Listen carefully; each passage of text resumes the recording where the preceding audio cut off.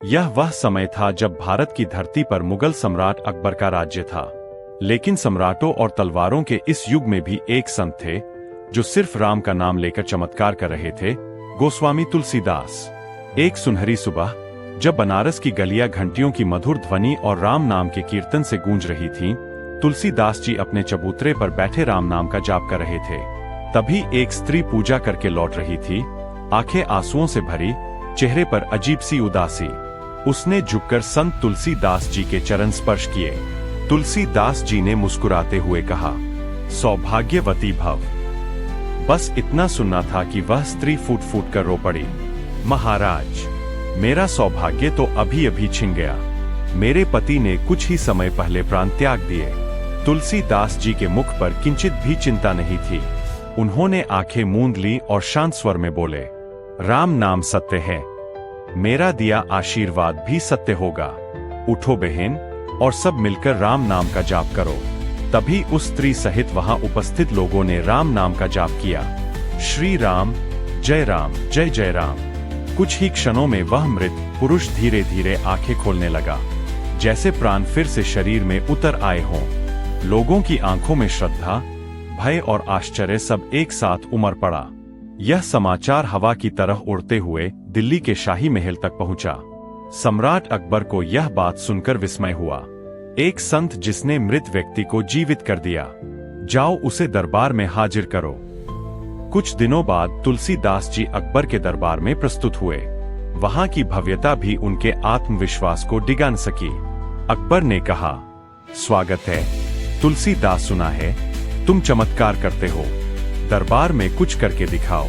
तुलसीदास जी बोले, महाराज, मैं चमत्कारी नहीं, केवल प्रभु राम का सेवक हूँ। जो कुछ भी होता है वह उन्हीं की कृपा है। अकबर का चेहरा कठोर हो गया।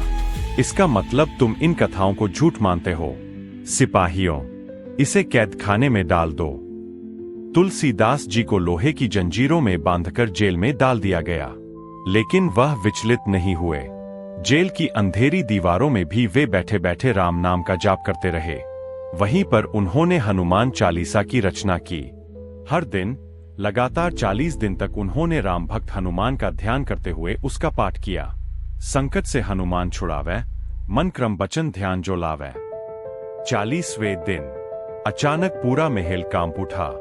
लाखों बंदर अकबर के किले पर टूट पड़े। छतों से झूलते, खंभों को उखाड़ते, चौकियों पर धावा बोलते। यह कोई साधारण बंदर नहीं थे, यह तो जैसे प्रभु के दूत थे। अकबर भयभीत था। उसे बात तुरंत समझ में आ गई, ये कोई सामान्य तूफान नहीं, ये उस संत के तप का प्रभाव है। अकबर स्वयं कारागार पहुंचा। तुलसीदास जी अभी भी शांत भाव से राम नाम में लीन थे। अकबर ने झुककर कहा, मुझे क्षमा करें महात्मा, मुझे आपकी भक्ति की गहराई अब समझ आई। तुलसीदास जी ने केवल मुस्कुराकर कहा, राम नाम से बड़ा कोई दरबार नहीं। जिसने उसे थाम लिया, उसे कौन रोक सकता है।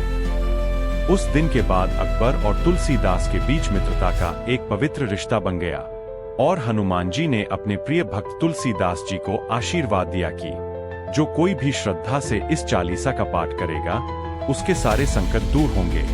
निष्कर्ष, भक्ति में वो शक्ति है जो असंभव को भी संभव बना देती है। चमत्कार हाथों में नहीं, आस्था में होता है।